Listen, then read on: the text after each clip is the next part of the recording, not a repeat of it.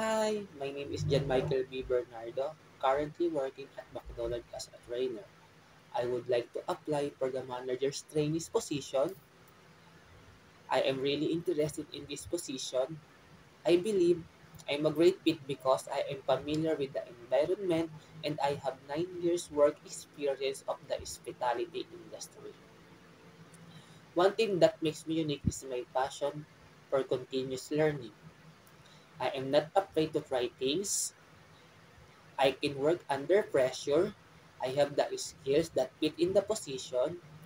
I can show my multitasking skills, leadership skills, solving problems, communication skills, and leadership skills, and adaptability.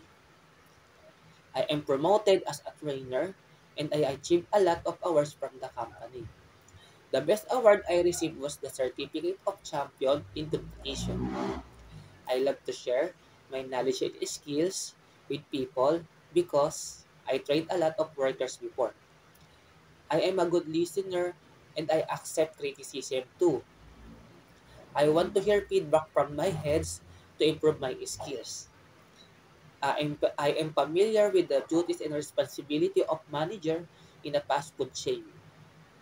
I can train people in the kitchen and service, food safety procedures, knowledge in inventory, cashiering system, and cash handling, troubleshooting equipment, customer service like handling customer complaints, keeping and organizing to own files and other admin works.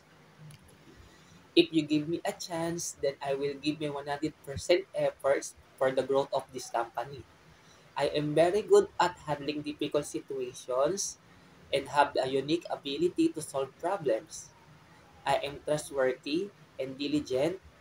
I am sincere about my work and very passionate about completing my work.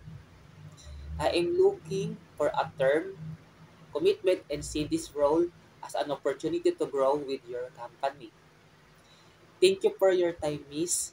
I am really grateful for the considering me and I look forward to contributing to Golden Artist Development Corporation, McDonald's Philippines. Hope to see you again and God bless.